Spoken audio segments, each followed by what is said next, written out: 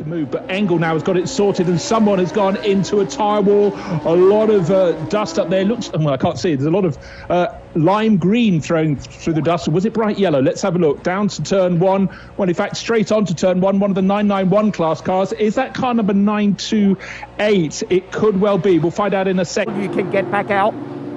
Yeah, hopefully we can continue the race. We had a lot of preparing work to be here. Every driver, every driven Vortex, but the 85 now static, sitting there, pointing in the wrong direction from what I can see. It's literally just spun, Joe, and our camera's actually caught that moment. So now, has that had a drama early on in the lap? And then as Charlie Putman has turned in, there's already tyre rub on the rear right corner. And whether it's... and Cup cars, 19th position, it's actually pretty good. Oh, big hit out on the circuit. No, McLaren's gone round, that's the Optima McLaren. He's come across someone and been tipped round, or he probably said the guy went up with him, he didn't give him enough space, but that's... Dropping out from that car, Tim Pappas is going to get the car back to the pit lane. Now, a moment or two ago, the 19 car, which is the Henk de Jong MP Motorsport machine, having some contact with the Tim Pappas Porsche. And it looked like Henk de Jong maybe was minding his own business there. I'm not sure whether 0221, our TV crew, can give me another chance. Of that car, they were in 4th position, so comes out of the pit lane. Did he get spooked by another car? Yes, he did. But got right up on the curb on the right-hand side, and there's flat spotted what I'm sure will be a brand new set of Hankooks, because there's no tyre regs here. You can use as many as you want, which means a brand new set of that. I think he just basically the fronts didn't lock, but the rears do, is what sent it round. This is the latest Code 60. The one prior to this was caused by the Lippert Lamborghini, and that is a massive failure, completely out of the blue. And how much time do you get to react? The middle cap racing by Scuderia Praha Ferrari of Josef Kral. Alongside him, Ralph Bone driving the number 91 Herbert Motorsport Porsche. And right behind them, Bobby Gonzalez and Marco Fretzer in the Herbert Motorsport Porsche and the number 8 Kessel Racing Ferrari respectively. The 12 hours of Paul Ricard gets going now as all red lights are extinguished on the gantry, and it looks to be just about a good getaway for Josef Kral, but the MP Racing Mercedes is off on the scenery. Can it get turned in? It can't, and there's contact into the first corner, and that was all because David Gosner had got forced onto the dirt to driver's left. It's cleaned out the number 8 Ferrari of Marco Fretzer, and that's the last thing we wanted ahead of a 12-hour race. You need to get through that first corner cleanly and safely. What was I saying, Joe, about that tricky first few corners of this lap? It's ended in disaster. Yeah, it absolutely did. And the MP Racing Mercedes, that car he actually went off track to driver's left, and he's braking at that point on a dirty surface, and that was inevitable, and a little bit of a panic start.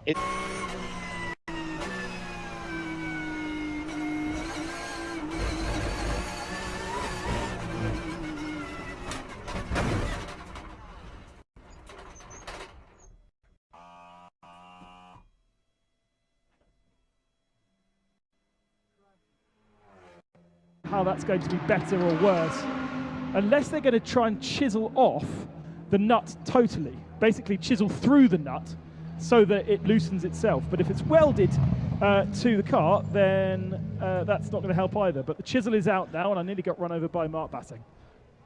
There's oh dear, I hope you're all right after that. Mark's a tasty driver, so he'll be able to steer around you hopefully.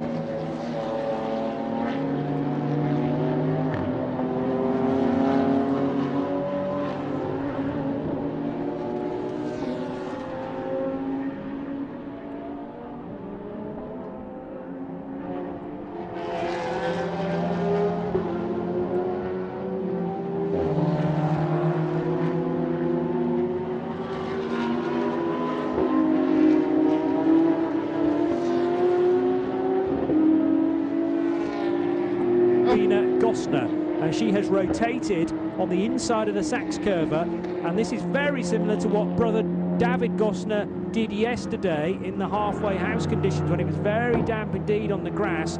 She's having to try and reverse now from the apex of the corner, Nick. This will obviously be being covered by double waved yellows, and so far everybody else on the racetrack has done a very good job in avoiding the green Mercedes. Yeah, my assumption is she just came in too tight with that curve, got too much curve on the inside and turned the car around, and she's getting close to beaching that.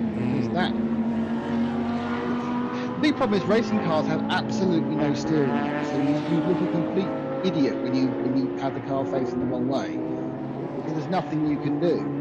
Even now, you can just about get around that corner, because they aren't. Know for a fact that he's from Austria. I mean, the Netherlands. I was gonna. Don't start that again. Okay. Just don't start that. We shouldn't joke just at this moment, because clearly that's been a big off for Martin van der Berger, who should be turning left at turn. It's turn 10. Turn 10. That's it is. very high speed indeed. It is. That's just gone straight on. Yes, as well. it has. Steering wheel. So that is turn 4. Oh, that's quick. That's quick there. Now, just coming out of turn 4. Yes. And just got a bit of a tank slapper on and went to driver's right. He's gone straight on, and this is going to be another code 60. And there's damage to that. He's just gone straight on, I think, at turn 1. JP missed his braking point. Oh, no, he lost it really early in the piste. Under braking, clipped the wall on the right-hand side, which is unguarded concrete. Unfortunately, didn't nose straight into that, but just in the Mercedes number 85. Yeah. And Herbert Motorsport have jumped WTM in the pits, so they needed slightly fewer litres of fuel. Now he lost it on his own, I can confirm now. Thank you to Nils Weiswein for the replay. So Renault, remember, was 5 laps better off on fuel. But, this is what, about 3 miles round, I would guess. I'll give you exactly the kilometerage in a moment. Contact there. We're just talking about the traffic there. I think that's that's Charles Espinau in the CP Racing, just going past one of the TCR cars, and just a little bit of contact there. I think that was turn 6 by the look of it. It just got down the inside of it. I'm just not sure who caused that, or whether it was just one of those things, and it's put the number 1 car off. It is the number 1 car that's gone off into the gravel there. I just saw the outside of that being just on the outside edge of turn 6, the left-hander there. Just. So how has that happened again? Because it wasn't the start of a run, was it? The right rear wheel did. That looks more undone than the other. The very brief look we got at the hub there, the hub seemed intact still, but it may be 16 laps that car's been out. The Paulus Pascavicius. I'm worried where the tyre is now. See if it actually made it. It did try to overtake. The tyre tried to overtake in the pit lane. No, that was. No, because that was caused by the last code 60, wasn't it? Oh, no, it's penultimate code 60. We've got another one with the Lambo puncture, didn't we? As David Gosner falls off again at turn 4. Not sure we get track limits for that, but he's not facing the right way most of the time. Probably not then, eh? Was that turn 4? Yes, it was. Their dalliance with Formula One or Grand Prix racing was brief. They didn't have it back again for mainly fiscal realities. Actually, the times change and sometimes they don't. But yeah, this is whoa! As the vortex just has a huge spin coming out of turn 5 towards Gurney, being 701.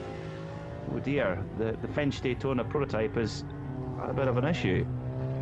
Sébastien Leger behind the wheel of the bright orange machine. Turn 5. Well, anybody who's driven Sebring.